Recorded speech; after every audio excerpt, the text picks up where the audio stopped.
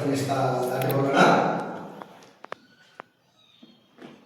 ಮಾರ್ಕನ ಸುವಾರ್ತೆ 14ನೇ ಅಧ್ಯಾಯ 17ನೇ ವಾಕ್ಯ. ಮಾರ್ಕನ ಸುವಾರ್ತೆ 14:17ನೇ ವಾಕ್ಯ.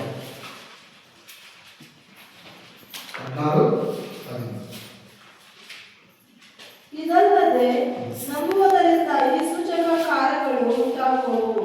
ನನ್ನ ಹೆಸರು ಹೇಳಿ ದೆವ್ವಗಳನ್ನು ಬಿಡಿಸುವರು, ಹೊಸ ಭಾಷೆಗಳಿಂದ ಮಾತನಾಡುವರು, ಹಾವುಗಳನ್ನು ಎತ್ತುವರು, ವಿಷ ಪದಾರ್ಥಗಳನ್ನೆಲ್ಲವಾದರೂ ಕುಡಿದರೂ ಅವರಿಗೆ ಯಾವ ಕೇಡು ಆಗುವುದಿಲ್ಲ. ಅವರು ರೋಗಿಗಳ ಮೇಲೆ ಕೈ ಇಟ್ಟರೆ ಅವರಿಗೆ ಗುಣವಾಗುವುದು ಎಂದು ಹೇಳಿದನು. ಮಾರ್ಕನ ಸುವಾರ್ತೆ 14ನೇ ವಾಕ್ಯ ಹೇಳುತ್ತದೆ ನೋಡಿ, ನಂಬಿ ದೀಕ್ಷಾಸ್ನಾನ ಮಾಡಿಸಿಕೊಳ್ಳುವವರು ರಕ್ಷಣೆ ಹೊಂದುವರು, ನಂಬದೆ ಹೋಗುವವರು ದಂಡನೆಗೆ ಗುರಿಯಾಗುವರು. 17ನೇ ವಾಕ್ಯ.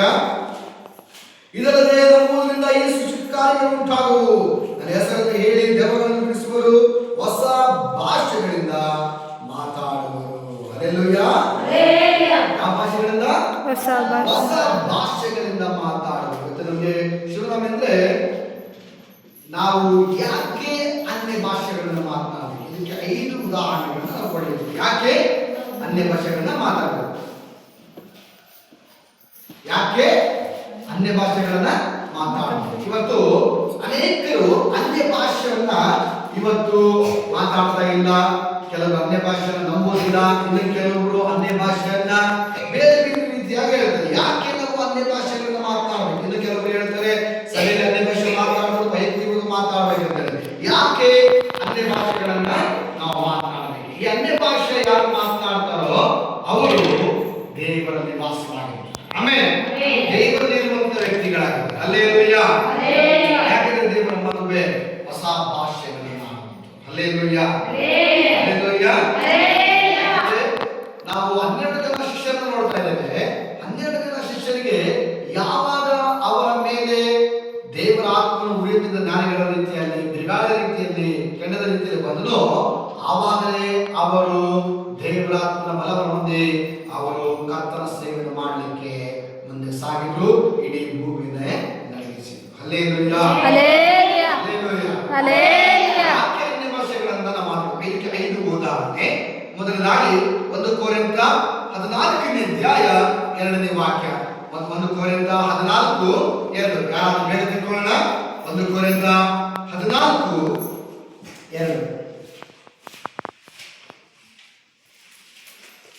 ವಾಣಿಗಳನ್ನು ಆಡುವವನು ದೇವರ ಸಂಗಡ ಮಾತನಾಡುತ್ತಾನೆ ಹೊರತು ಮನುಷ್ಯರ ಸಂಗಡ ಆಡುವುದಿಲ್ಲ.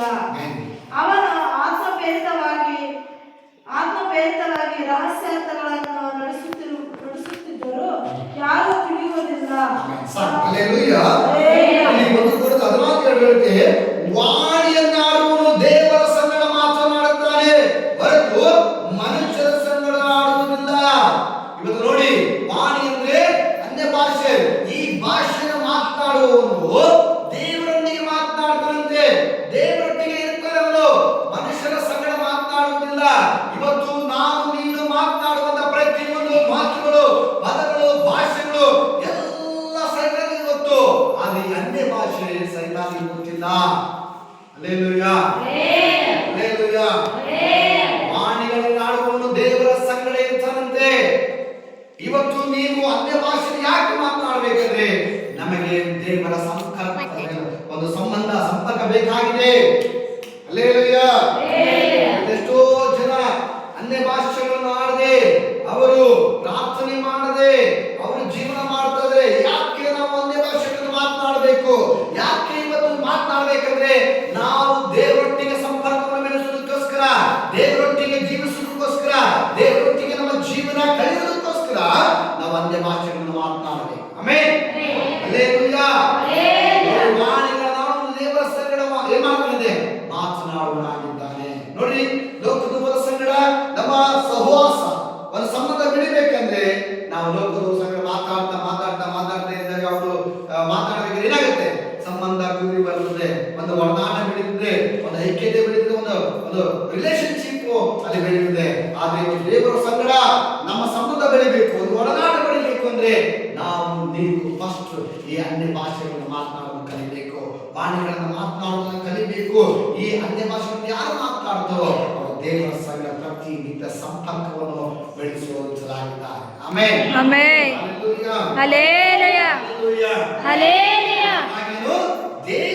ದೇವರೊಂದಿಗೆ ನೇರವಾಗಿ ಮಾತನಾಡಲು ನಮಗೆ ಇದು ಅಧಿಕಾರ ಕೊಡುತ್ತದೆ. ಹಲ್ಲೆಲೂಯಾ. ಹಲ್ಲೆಲೂಯಾ. ಮನುಷ್ಯ ಒಬ್ಬ ಮಗ ತಂದೆ ಏನ್ ಮಾಡ್ತಾನೆ, ಅವನು ಮಾತನಾಡಬೇಕು ಅಂತಂದ್ರೆ ಏನ್ ಮಾಡ್ತಾನೆ, ಬರ್ತಾನೆ ಅಧಿಕಾರದಿಂದ ಮಾತಾಡ್ತಾನೆ. ನನಗಿಂತ ಬೇಕಪ್ಪ ಅಂತ ಅಧಿಕಾರದಿಂದ ಮಾತಾಡ್ತಾನೆ. ಹಂಗೆ ಈ ಅನ್ಯ ಭಾಷೆ ನಿನ್ನನ್ನ ದೇವರಿಗೆ ಅಧಿಕಾರವುಳ್ಳ ಮಕ್ಕಳಾಗಿ, ಮಗನಾಗಿ, ಮಗಳಾಗಿ ಮಾತನಾಡೋದಕ್ಕೆ ಇದು ಮುಂದೆ ಸಾಗುತ್ತೆ. ಆಮೆನ್. ಹಲ್ಲೆಲೂಯಾ. ಹಲ್ಲೆಲೂಯಾ. ಹಲ್ಲೆಲೂಯಾ. ಎರಡನೇ ವಿಷಯಕ್ಕೆ ನಾವು ಮುಂದೆ ಸಾಗೋಣ. ಅಪೊಸ್ತಲರ ಕೃತ್ಯ 2ನೇ ಅಧ್ಯಾಯ 14ನೇ ವಾಕ್ಯ. ಅಪೊಸ್ತಲರ ಕೃತ್ಯ 2ನೇ ಅಧ್ಯಾಯ 14ನೇ ವಾಕ್ಯವನ್ನ ನಾವು ಧ್ಯಾನ ಮಾಡಿಕೊಳ್ಳೋಣ.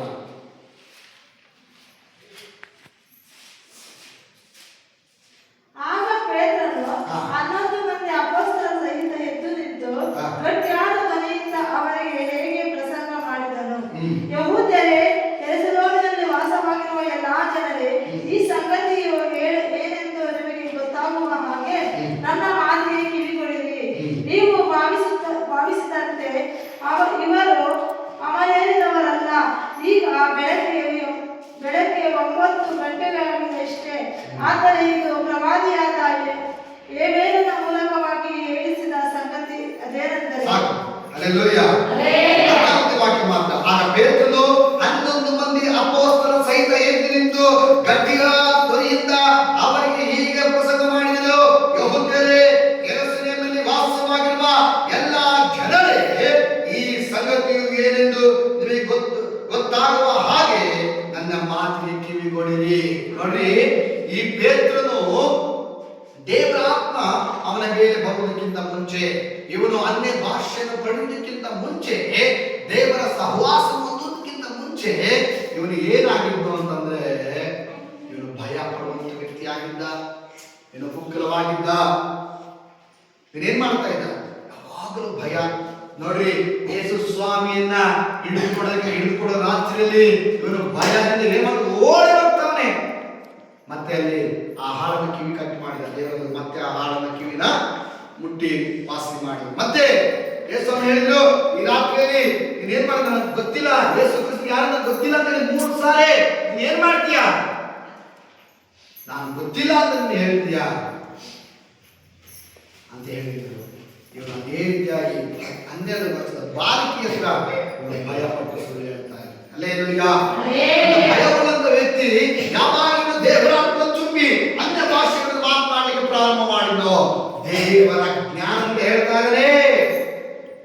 ಏನ್ ಹೇಳ್ತಾರೆ ಗೊತ್ತಾ, ದೇವರ ಜ್ಞಾನದಿಂದ ಹೇಳ್ತಾರೆ, ಈ ಸಮಯ ಕುಡಿಯುವ ಸಮಯ ಅಲ್ಲ, ನಾವ್ಯಾರು ಮದ್ಯಪಾನ ಮಾಡಿಲ್ಲ, ನಾವು ದೇವರಿಂದ ಬಂದಿರುವಂತ ಮಾತು, ಪ್ರವಾದಿಯಾಗಿ ಬಂದ ಯೆಹೋವನಿಂದ ಬಂದಿರುವಂತ ಮಾತುಗಳಿದು, ದೇವರ ಆಡಿಸುವಂತ ವಾಣಿಗಳಿದು.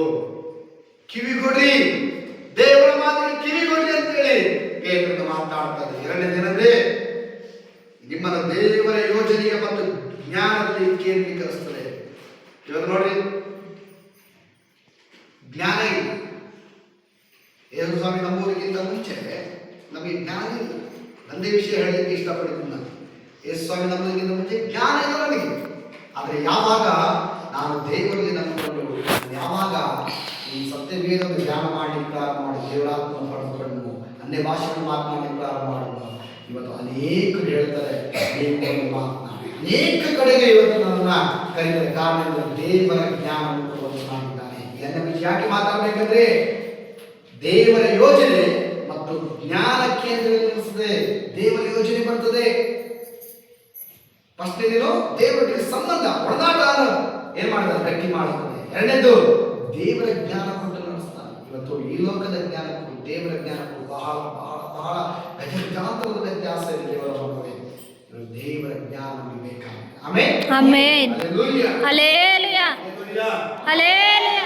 ದೇವರ ಜ್ಞಾನ ನಮಗೆ ಹೋದ್ರೆ ಎಲ್ಲ ಕೂಡ ನಮಗೆ ಜಯವಾಗಿ, ಅದು ಅದ್ಭುತವಾಗಿ ನಡೆಸುವ ಸಕ್ಸಸ್ಫುಲ್ ಆಗಿ ದೇವರು.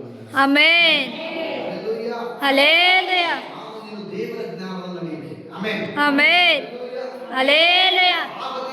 ಕಾರ್ಯ ದೇವರ ಆಮೆನ್ ಆಮೆನ್ ಹಲ್ಲೆಲೂಯಾ ಏನ್ ಮಾಡ್ತಿದ್ವಿ? ಓ ಈ ಕೆಲಸ ಆಗುವುದಿಲ್ಲ ಅಂತ ಹೇಳಿದಾಗ ದೇವರು ಹೊಸ ಜ್ಞಾನವನ್ನು ಕೊಡ್ತಾನೆ. ಆತನ ಜ್ಞಾನದಿಂದ ನಾವು ಮುಂದೆ ಸಾಗಿದಾಗ ಏನಾಗ್ತದೆ? ದೇವರು ನಮ್ಮನ್ನು ನಡೆಸ್ತಾನೆ. ಆಮೆನ್. ಆಮೆನ್. ನೋಡಿ ಯೇಸು ಸ್ವಾಮಿ ಪೇತ್ರ ಯೋಹಾನರು ರಾತ್ರೆಲ್ಲ ಬಲೆಗಳನ್ನು ಬೀಸಿ ಮೀನಿಲಿಕ್ಕಾಗಿಲ್ಲ. ಅವ್ರು ಏನು ಹೇಳ್ತಾರೆ? ನೀನೇನ್ ಮಾಡು, ನಡಿ, ಇವಾಗ ಏನ್ ಸಿಗುತ್ತೆ ಮೀನು ಸಿಗುತ್ತೆ. ನೋಡಿ ಅವ ಪೇತ್ರನು ದೇವರ ಜ್ಞಾನ ನೋಡಿ ದೇವರ ಮಾತನ್ನ ಕೇಳಿದ, ಹೋದ, ಬಲೆ ಹಾಕಿದ, ಮೀನುಗಳು ರಾಶಿಯಾಗಿ ಸಿಕ್ಕಿತು. ಆಮೇಲೆ ದೇವರ ಜ್ಞಾನ ಬಹಳ ಮುಖ್ಯವಾಗಿದೆ. ನೀವು ಅನ್ಯ ಭಾಷೆ ಯಾಕೆ ಮಾತಾಡಬೇಕು? ದೇವರ ಜ್ಞಾನದ ವೃದ್ಧಿ ಆಗೋದಕ್ಕೋಸ್ಕರ, ದೇವರ ಜ್ಞಾನ ನೀವು ಪಡೆದುಕೊಳ್ಳೋದಕ್ಕೋಸ್ಕರ, ದೇವರ ಜ್ಞಾನ ಕೇಂದ್ರೀಕರಣಕ್ಕೋಸ್ಕರ ನೀವು ಅನ್ಯ ಭಾಷೆಯನ್ನು ಮಾತನಾಡಬೇಕು. ಆಮೇಲೆ ಕೆಲವರು ಏನ್ ಮಾಡ್ತಾರೆ? ಸಭೆಯಲ್ಲಿ ಬಂದು ಮಾತ್ರ ಮಾತಾಡೋದು, ವೈಯಕ್ತಿಕ ಪ್ರಾರ್ಥನೆ ಅನ್ಯ ಭಾಷೆ ಮಾತಾಡೋದು. ಇನ್ನು ಕೆಲವರು ಏನೋ ತೋರಿಸಿಕೊಳ್ಳೋದಕ್ಕೋಸ್ಕರ ಮಾತನಾಡ್ತಾರೆ. ಇನ್ನು ಕೆಲವರು ಜನರು ನೋಡ್ಲಿ ಅಂತ ಹೇಳಿ ಮಾತನಾಡ್ತಾರೆ. ಆದ್ರೆ ಸ್ತೋತ್ರ, ಯಾವ ಅನ್ಯ ಭಾಷೆ ಅಲ್ಲ, ದೇವರಲ್ಲಿ ಇರಬೇಕಾದ್ರೆ ದೇವರು ನಿಮ್ಮೊಟ್ಟಿಗೆ ಇರಬೇಕು ಅನ್ನೋ ಸಂಬಂಧ ಗಟ್ಟಿಗೊಳಿಸೋದಕ್ಕೋಸ್ಕರ ಅನ್ಯ ಭಾಷೆ ಮಾತನಾಡ್ತಾರೆ. ಅನ್ಯ ಭಾಷೆ ಯಾಕೆ? ನಾನು ದೇವರಲ್ಲಿ ಇರಬೇಕು ಮಾತ್ರ ಅನ್ಯ ಭಾಷೆ ಮಾಡಲಿಕ್ಕೆ ಸಾಧ್ಯ. ಆಮೆನ್. ಹಲ್ಲೆಲೂಯಾ. ಹಲ್ಲೆಲೂಯಾ. ಮೂರನೇದಾಗಿ 1 ಕೊರಿಂಥ 14ನೇ ಅಧ್ಯಾಯ 4ನೇ ವಾಕ್ಯ. 1 ಕೊರಿಂಥ 14ನೇ ಅಧ್ಯಾಯ 4ನೇ ವಾಕ್ಯ. 1 ಕೊರಿಂಥ 14:4 ಓದೋಣ. ವಾಣಿಯನ್ನು ಆಡುವವನು ತನಗೆ ಮಾತ್ರ ಭಕ್ತಿ ವೃದ್ಧಿಯನ್ನುಂಟು ಮಾಡುತ್ತಾನೆ, ಹಾ. ಪ್ರವಾದಿಸುವವನು ಸಭೆಗೆ ಭಕ್ತಿ ವೃದ್ಧಿಯನ್ನುಂಟು ಮಾಡುತ್ತಾನೆ. ಹಲ್ಲೆಲೂಯಾ. ಎಂದಾಗಿ ವಾಕ್ಯ ಹೇಳಿದೆ, ವಾಣಿಯನ್ನಾಡುವುದು ತನಗೆ ಮಾತ್ರ ಭಕ್ತಿ ವೃದ್ಧಿಯನ್ನು ಮಾಡುತ್ತಾನೆ, ಪ್ರವಾದಿಸುವವನು ಸಭೆಗೆ ಭಕ್ತಿ ವೃದ್ಧಿ ಮಾಡುತ್ತಾನೆ. ಹಲ್ಲೆಲೂಯಾ. ಹಲ್ಲೆಲೂಯಾ. ವಾಣಿಯನ್ನಾಡಿ ಏನ್ ಮಾಡ್ತಾನೆ? ಸಭೆಗೆ ಭಕ್ತಿ ವೃದ್ಧಿ ಮಾಡ್ತಾನೆ. ಹಲ್ಲೆಲೂಯಾ. ಹಲ್ಲೆಲೂಯಾ. ಒಳ್ಳೆ ಸಹವಾಸ ಅಲ್ವಾ? ಇವತ್ತು ತಂದೆಯಾಗಿ ಏನ್ ಮಾಡ್ತಾರೆ? ಒಳ್ಳೆ ಅಲ್ವಾ? ಇವತ್ತು ಸ್ನೇಹಿತರು ಏನಾದ್ರು ಸ್ವಲ್ಪ ಏನಿದೆ, ಅವತ್ತು ಹೋಗ್ಬೇಡ, ಅವ್ರ ಹತ್ರ ಹೋಗ್ಬೇಡ ಅಂತ ಹೇಳ್ತಾರೆ. ಆದ್ರೆ ಇವತ್ತು ವಾಣಿಯನ್ನಾಡುವುದು ಅಂದ್ರೆ ದೇವರ ಸಹವಾಸ ಹೊಂದಿರುವಂತ ವ್ಯಕ್ತಿ, ಅವನು ಸಭೆಗೆ ವೃದ್ಧಿ ಮಾಡ್ತಾನೆ, ಭಕ್ತಿ ವೃದ್ಧಿ ಮಾಡುವಂತ ವ್ಯಕ್ತಿ. ಭಕ್ತಿ ವೃದ್ಧಿ ಅಂದ್ರೆ ಏನು? ದೇವರ ಏನೋ ಭಕ್ತಿಯನ್ನು ಹೆಚ್ಚಾಗಿ ಮಾಡುವಂತ ವ್ಯಕ್ತಿ ಆತನಾಗಿದ್ದಾನೆ. ಭಕ್ತಿ ವೃದ್ಧಿ ಮಾಡುವನಾಗಿದ್ದಾನೆ. ಅನ್ಯ ಭಾಷೆ ಆಡುವವನು ಸಭೆಯನ್ನ ಭಕ್ತಿ ವೃದ್ಧಿಯಲ್ಲಿ ನಡೆಸ್ತಾನೆ, ಭಯ ಭಕ್ತಿಯಲ್ಲಿ ದೇವರಲ್ಲಿ ನಡೆಸುವಂತ ವ್ಯಕ್ತಿ ಆಗಿದ್ದಾನೆ. ಹಲ್ಲೆಲೂಯಾ. ಹಲ್ಲೆಲೂಯಾ. ಹಲ್ಲೆಲೂಯಾ. ಯಾಕೆ ಅನ್ಯ ಭಾಷೆ ಮಾತಾಡಬೇಕಂದ್ರೆ ನಾವು ದೇವರ ಭಕ್ತಿ ವೃದ್ಧಿಯಲ್ಲಿ ಬೆಳೆಯೋದಕ್ಕೋಸ್ಕರ. ಆಮೆನ್. ಆಮೆನ್. ಎಷ್ಟೋ ಜನ ದೇವರ ಭಯ ಭಕ್ತಿನ ಸತ್ತು ಹೊಸದಾಗಿ ಬಂದಾಗ ದೇವರೇ ಅಂತಾರೆ. 6 ತಿಂಗಳು 1 ವರ್ಷ ಕಳೆದ್ರೆ ದೇವರ ಭಕ್ತಿನ ಸತ್ತು ಹೋಗ್ತದೆ. ಹೊಸದಾಗಿ ಬಂದಾಗ ದೇವರ ಭಯ, 6 ತಿಂಗಳು ಆದ್ಮೇಲೆ ದೇವರ ಭಕ್ತಿ ಸತ್ತು ಹೋಗ್ತದೆ. ಆದ್ರೆ ಇವತ್ತು ಯಾಕೆ ದೇವರಲ್ಲಿ ಇರಬೇಕು? ಯಾಕೆ? ಅಲ್ಲೇ ಭಾಷೆ ನಿನ್ನನ್ನು ಭಕ್ತಿ ವೃದ್ಧಿ ಮಾಡಿಸುತ್ತೆ, ದೇವರ ಭಯ ನಡೆಸುತ್ತೆ, ದೇವರಿಗೋಸ್ಕರ ಜೀವಿಸಲು ಹೇಳಿಕೊಡುತ್ತದೆ, ದೇವರಲ್ಲಿ ನಾನು ಯಾವ ರೀತಿ ಇರಬೇಕು ಅಂತ ಹೇಳಿಕೊಡುತ್ತದೆ. ಇದೇ ಅನ್ಯ ಭಾಷೆ ನಿನ್ನ ಭಕ್ತಿ ವೃದ್ಧಿ ಮಾಡಿಸುವುದಾಗಿದೆ. Amen. Hallelujah. Hallelujah. Hallelujah. Hallelujah. ಬರ್ತಾರೆ, ಏನ್ ಮಾಡ್ತಾರೆ?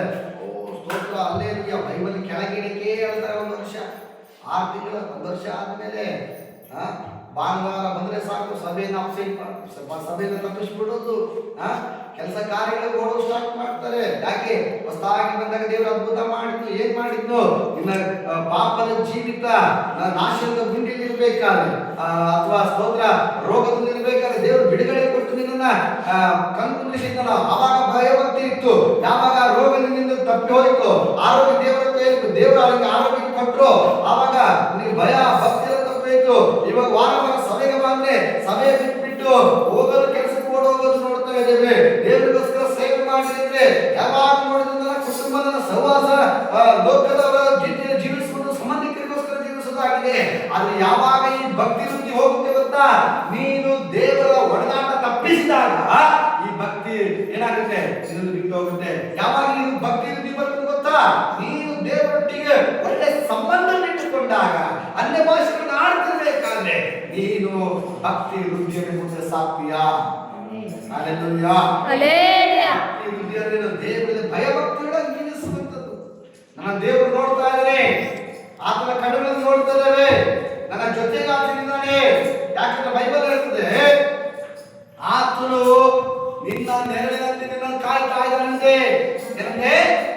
ಹೇಳಿದಂತೆ ನೀನು ಕಾಯ್ತಾ ನಿಧಾನ ಜೊತೆಗೆ ತಿಳ್ಕೊಂಡು ನೀನು ಭಯ ಭಕ್ತಿಯ ಮುಂದೆ ಸಾಕ್ಬೇಕು. ಅನ್ಯ ಭಾಷೆಗಳನ್ನ ಆಡ್ತಾ ಹಲ್ಲೆಲೂಯಾ.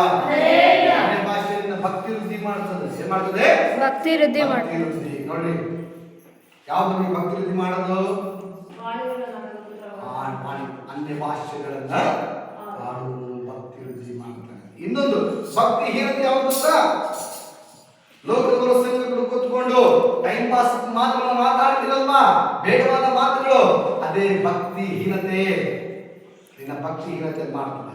ಭಕ್ತಿ ವೃದ್ಧಿ ಮಾಡೋದು ದೇವರೊಟ್ಟಿಗೆ ಮಾತನಾಡೋದು ಅನ್ಯ ಭಾಷೆ ಭಕ್ತಿ ವೃದ್ಧಿ ಮಾಡೋದು. ಆಮೇಲೆ ಹಲ್ಲೆಲೂಯಾ. ನಿನ್ನ ನಂಬಿಕೆ ಮತ್ತು ನಿನ್ನ ಆತ್ಮವನ್ನು ಬಲಪಡಿಸುತ್ತೆ. ಯಾವುದು? ಈ ಅನ್ಯ ಭಾಷೆ ಏನ್ ಮಾಡ್ತದೆ? ನಿನ್ನ ನಂಬಿಕೆ ಮತ್ತು ಹೆಂಗೆ ನಂಬಿಕೆ? ಓ ದೇವರ ಏನ್ ಮಾಡ್ತಾರೆ? ನನ್ನ ಜೊತೆ ದೇವರೊಟ್ಟಿಗೆ ಹೋಲಿಸ್ಕೊಂಡು ನಾನು ಪ್ರಾರ್ಥನೆ ಮಾಡಿದ್ರೆ ಆಗುತ್ತೆ. ನಿನ್ನ ನಂಬಿಕೆ, ನಿನ್ನ ಆತ್ಮ, ಓ ದೇವರು ಜೊತೆಗಿದ್ದಾನೆ, ನನಗೆ ಯಾವುದಾಗುತ್ತೆ, ನನಗೇನೋ ಸಮಸ್ಯೆ ಕೇಳುಂಟು ಮಾಡಲಿಕ್ಕೆ ಸಾಧ್ಯ. ನೋಡಿ ತಿಳಿಯಲ್ಪಡಿಸುತ್ತೆ. ಹಲ್ಲೆಲೂಯಾ. ದೇವರೊಟ್ಟಿಗೆ ಅನ್ಯ ಭಾಷೆಗೆ ನಾವು ಮಾತನಾಡ್ತಾ ಇರಬೇಕು. ಆಮೇಲೆ ಅನ್ಯ ಭಾಷೆ ಮಾತನಾಡಿದಾಗ ಸೈತಾನನಿಗೆ ಮುಚ್ಚಿಡ್ತದೆ, ಅವನು ಓಟಿಗೆ ಪ್ರಾರಂಭ ಮಾಡ್ತಾನೆ. ಅದಕ್ಕೆ ಅನ್ಯ ಭಾಷೆಗಳನ್ನ ನಾವು ಮಾತನಾಡಬೇಕು. ಆಮೇಲೆ ರೋಮ ಪತ್ರಿಕೆ 8ನೇ ಅಧ್ಯಾಯ 26ನೇ ವಾಕ್ಯ. ರೋಮ 8:26. ಆಗ ಪವಿತ್ರಾತ್ಮನು ಸಹ ನಮ್ಮ ಅಶಕ್ತಿಯನ್ನು ನೋಡಿ ಸಹಾಯ ಮಾಡುತ್ತಾನೆ. ಹೇಗೆಂದರೆ ನಾವು ತಕ್ಕ ಪ್ರಕಾರ ಏನು ಮಾಡಿಕೊಳ್ಳಬೇಕೋ ನಮಗೆ ಗೊತ್ತಿಲ್ಲದರಿಂದ ಪವಿತ್ರಾತ್ಮನು ತಾನೇ ಮಾತನಾಡುವಂತ ನರಳಾಟದಿಂದ ನಮಗೋಸ್ಕರ ಬೇಡಿಕೊಳ್ಳುತ್ತಾನೆ. ಆದರೆ ಹೃದಯಗಳನ್ನು ಶೋಧಿಸಿ ನೋಡುವಾತನಿಗೆ ಪವಿತ್ರಾತ್ಮನ ಮನೋಭಾವವು ಎಂದು ತಿಳಿಯುತ್ತದೆ. ಆ ಆತ್ಮನು ಹಲ್ಲೆಲೂಯಾ. 26ನೇ ವಾಕ್ಯ ಮಾತ್ರ. ಹಾಗೆ ಪವಿತ್ರಾತ್ಮನು ಸಹ ನಮ್ಮ ಆಸಕ್ತಿಯನ್ನು ನೋಡಿ ಸಹಾಯ ಮಾಡುತ್ತಾನೆ. ಹೇಗೆಂದ್ರೆ ನಾವು ತಕ್ಕ ಪ್ರಕಾರ ಏನು ಬೇಡಿಕೊಳ್ಳಬೇಕು ನಮಗೆ ಗೊತ್ತಿಲ್ಲದಿರಲಿಲ್ಲ. ಪವಿತ್ರಾತ್ಮನು ತಾನೇ ಮಾತಿಲ್ಲದ ನರಳಾಟದಿಂದ ನಮಗೋಸ್ಕರ ಬೇಡಿಕೊಳ್ಳುತ್ತಾನೆ. ಹಲ್ಲೆಲೂಯಾ. ದೌರ್ಬಲ್ಯವನ್ನು ನೋಡುವಂತ ದೇವರು. ಹಲ್ಲೆಲೂಯಾ. ದೌರ್ಬಲ್ಯದಲ್ಲಿಯೂ ಆತನ ಸಹಾಯ. ಯಾರು? ಪವಿತ್ರಾತ್ಮ. ಅದಕ್ಕೆ ಅನ್ಯ ಭಾಷೆ ಮಾತನಾಡಬೇಕು. ಪವಿತ್ರಾತ್ಮ ಏನ್ ಮಾಡ್ತಾನಂತೆ? ನಮ್ಗೆ ಏನ್ ಬೇಕು ಗೊತ್ತಾಗಲ್ಲ. ಕೆಲವು ಟೈಮ್ ಕೂತ್ಕೊಳ್ತೇವೆ, ಪ್ರೇರ್ ಮಾಡ್ಬೇಕು ಕೂತಾಗ ನಾವ್ ಎದಕ್ಕೋ ಕೂತ್ಕೊಂಡಿದ್ದೇವೆ, ಏನ್ ಮಾತಾಡ್ಬೇಕು, ಏನ್ ಬೇಡ್ಬೇಕು ಏನು ಗೊತ್ತಾಗಲ್ಲ. ಆವಾಗ ಮಾತಿಲ್ಲದ ನಮ್ಮದಿಂದ ಪವಿತ್ರಾತ್ಮ ಏನ್ ಮಾಡ್ತಾರಂತೆ? ನಿನಗೋಸ್ಕರ ಪ್ರಾರ್ಥನೆ ಮಾಡ್ತಾನಂತೆ. ನಿನ್ನ ದೌರ್ಬಲ್ಯತೆಯಲ್ಲಿ ನಿನಗೆ ಸಹಾಯಕನಾಗಿದ್ದಾನೆ. ಆಮೆನ್. ದೌರ್ಬಲ್ಯದಲ್ಲಿ ನಿನಗೆ ಸಹಾಯಕನು. ಹಲ್ಲೆಲೂಯಾ. ಹಲ್ಲೆಲೂಯಾ. ಒಂದು ಪ್ರಾರ್ಥನೆ ಮಾಡ್ತಾನೆ. ಯಾಕೆ? ನನ್ನ ಮಕ್ಕಳಿಗೆ ಗೊತ್ತಾಗ್ತದೆ ಅವ್ರಿಗೆ ಏನು ಪ್ರಾರ್ಥನೆ ಮಾಡ್ಬೇಕಂತ ಹೇಳಿ ಆತನಿಗೋಸ್ಕರ ಪ್ರಾರ್ಥನೆ ಮಾಡ್ತಾನೆ. ಯಾಕೆ ದೇವರಲ್ಲಿ ಬಿಡಿಬೇಕು? ಯಾಕೆ ಅನ್ಯ ಭಾಷೆ ಮಾತನಾಡಬೇಕು ಅಂತ ದೇವರ ಮಕ್ಕಳೇ? ನೀನು ದೇವರಲ್ಲಿ ಬಲವುಳ್ಳವಾಗಿದ್ದಾಗ ಮಾತ್ರ ನಿನ್ನ ಕೆಲಸ ಕಾರ್ಯಗಳಿಗೆ ಜಯ ಸಿಗಲಿಕ್ಕೆ ಸಾಧ್ಯ. ಆಮೆನ್. ಹಲ್ಲೆಲೂಯಾ. ಮಾರ್ಗದಲ್ಲೆಲ್ಲ ಕಡೆ ಜಯ ಸಿಗಬೇಕಂದ್ರೆ ನೀನು ದೇವರೊಟ್ಟಿಗೆ ಒಡನಾಟ ಸಹವಾಸ ಇಟ್ಕೊಳ್ಬೇಕು. ಆಮೆನ್. ಕೆಲವು ಟೈಮು ಎಷ್ಟೋ ದೇವರಲ್ಲಿ ಸಹಿತ ಕೆಲವು ಟೈಮ್ ಏನು ಪ್ರಾರ್ಥನೆ ಮಾಡೋದು ಗೊತ್ತಾಗಲ್ಲ. ಆವಾಗ ನೀನು ಪ್ರಾರ್ಥನೆ ಮಾಡಬೇಕು. ಏನಿಗೆ ಬೇಡ್ಕೊಳ್ಳೋದು ಸಹಿತ ಪವಿತ್ರಾತ್ಮ ನಿಮಗೋಸ್ಕರ ಪ್ರಾರ್ಥನೆ ಮಾಡ್ತಾರೆ. ಆಮೆನ್. ಹಲ್ಲೆಲೂಯಾ. ಪ್ರಾರ್ಥನೆ ಮಾಡ್ತಾರೆ. ಆಮೆನ್. ಹಲ್ಲೆಲೂಯಾ. ಕೊನೆಯದಾಗಿ ವಾಕ್ಯ ನೋಡ್ಕೊಳ್ಳೋಣ. ಯೂದರ ಪತ್ರಿಕೆ 1ನೇ ಅಧ್ಯಾಯ 21ನೇ ವಾಕ್ಯ.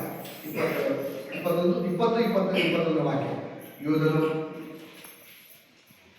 1:20-21 ಅರ್ಥ. ಯೂದನ ಆತ್ಮ ಪ್ರಕಟಣೆ.